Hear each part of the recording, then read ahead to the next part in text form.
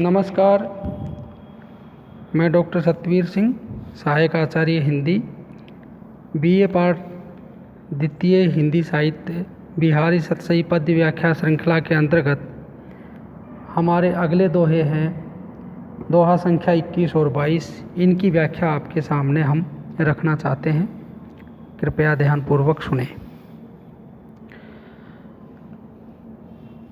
को कही सके बड़ेन सो लखी बड़ियो भूल, दीन दई गुलाब की इन डारन वे फूल।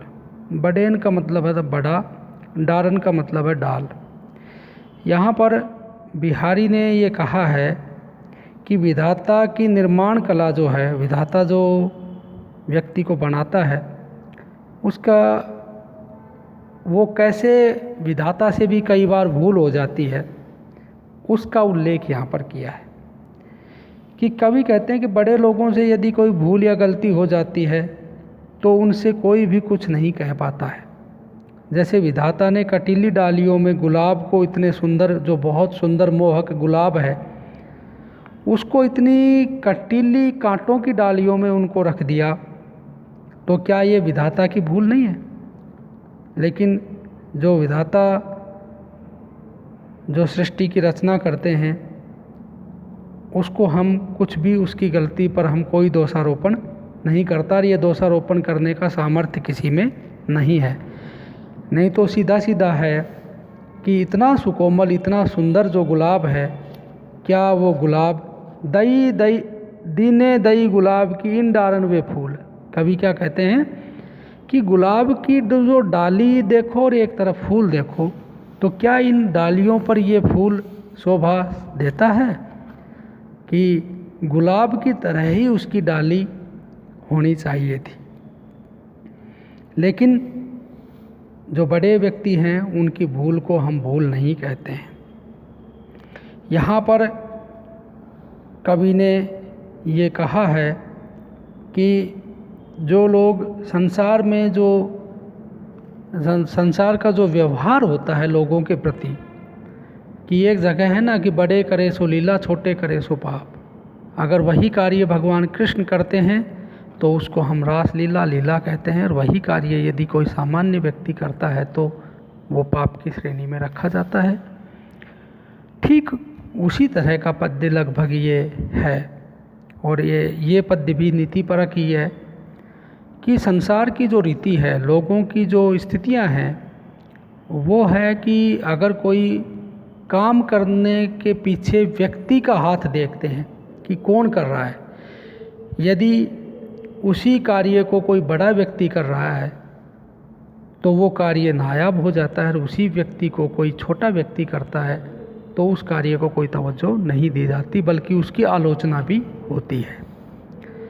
तो यहाँ पर उस स्थिति को लेकर बताया है कि अयोग्य व्यक्ति को अच्छी चीज़ देने पर विधाता की भूल भी क्षम्य हो जाती है, उसको हम क्षमा कर देते हैं। अनुप्रास और विरोधाभास भी है, अन्योक्ति अलंकार यहाँ पर प्रयुक्त है, दोहा छंद है, वैदर्भी रीति है, और माधुरी काव्य गुण है, और नीति परक यहाँ पर दोहा है। अगला है पद्य दोहा, नहीं पराग नहीं मधुर मधु, नहीं विकास यही काल, अली कली ही सो बंध्यो आगे कौन हवाल। ये बिहारी सतसई का एक तरह से बीज या केंद्र बिंदु है, बीज बिंदु है या बीज दोहा है। इस तमाम जो आलोचक हैं, साहित्य के जो मर्मज्ञ हैं, उन सभी ने यह तो माना है कि इस दोहे के बाद ही बिहारी सतसई का निर्माण हुआ, रचना हुई, सृजन हुआ। कहानी हम लगभग सब लोगों को मालूम है कि मिर्ज़ा राजा जयसिंह आमेर के राजा थे। बिहारी वहाँ पर आजीविका लेने के लिए आते रहते थे, और जब वो आजीविका लेने आते हैं तो उस समय मिर्ज़ा राजा जयसिंह एक 16-17 वर्ष की एक राजकुमारी जिससे विवाह किया है, और उसके प्रेम में वो अंतःपुर में है, और वो सामान्य महल में नहीं आ पाते। बिहारी प्रतिवर्ष की भांति उस वर्ष भी जाते हैं, देखते हैं, परेशान होते हैं और उनको आजीविका नहीं मिलती है, बड़े हताश और निराशा की स्थिति में वो उनको एक उपाय सूझता है और वे दरबारियों से कहते हैं कि मैं कुछ लिख कर दे रहा हूँ, इस लिखे हुए को आप अपने राजा तक पहुँचा सकते हैं। तो दरबारी कहते हैं कि हाँ, इतना तो हम कर सकते हैं। तो उन्होंने ये दोहा लिखा और इस दोहे में उन्होंने ये इस दोहे की जो रचना है वो अन्योक्ति अलंकार में हुई है। अन्योक्ति अलंकार वहाँ होता है जहाँ प्रस्तुत के माध्यम से अप्रस्तुत के बारे में कहा जाए। तो यहाँ पर बिहारी ने बहुरा, कली, फूल के माध्यम से मिर्ज़ा राजा जयसिंह के बारे में कहते हैं। मिर्ज़ा राजा जयसिंह कोई अनपढ़ व्यक्ति थे नहीं, वो भी सारी चीज़ें समझ रहे थे।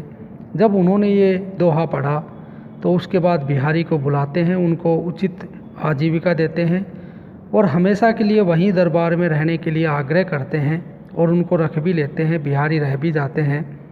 और उसके बाद में वो आग्रह करते हैं कि आप इसी तरह के दोहों की रचना आगे भी करते रहें, आपको हम उचित सम्मान और इनाम देंगे। तो वहाँ से ये होता है कि नहीं पराग नहीं मधुर मधु, नहीं विकास ही काल, अली कली ही शो बंध्यो आगे कौन हवा। एक भौरे को कहते कि हे भौरा, अभी तो ये जो कली है ये फूल नहीं बना है, नहीं विकास, इसका विकास नहीं हुआ है और आप अभी से इतने इसमें आसक्त हो गए, जब ये फूल बनेगा तो आपकी स्थिति क्या होगी, आगे कौन हवाल, आगे आपका कौन रक्षक होगा। अर्थात अभी जिस रानी के प्रेम में इतने आसक्त हैं और जब वो पूर्ण यौवन पर को प्राप्त होगी तो उस समय आपकी स्थिति क्या होगी, आपका रक्षक कौन होगा, आप कैसे देख पाएंगे, आप अपने आप को कैसे संभाल पाएंगे। मिर्ज़ा राजा जयसिंह को बात समझ में आ जाती है, वो आते हैं। तो ये जो दोहा है ये बहुत ही महत्वपूर्ण था। अन्योक्ति अलंकार का सबसे नायाब उदाहरण ये दोहा है। यहाँ पर कली का मतलब मुग्धा नायिका है, अली का मतलब जो कामातुर नायक है वो है, और भंवर है वो एक जो उसका जो चंचलता है, अविवेक है, उसका प्रतीक है। यहाँ पर अन्योक्ति अलंकार है, ब्रज भाषा है, माधुर्य काव्य है और श्रृंगार रस है।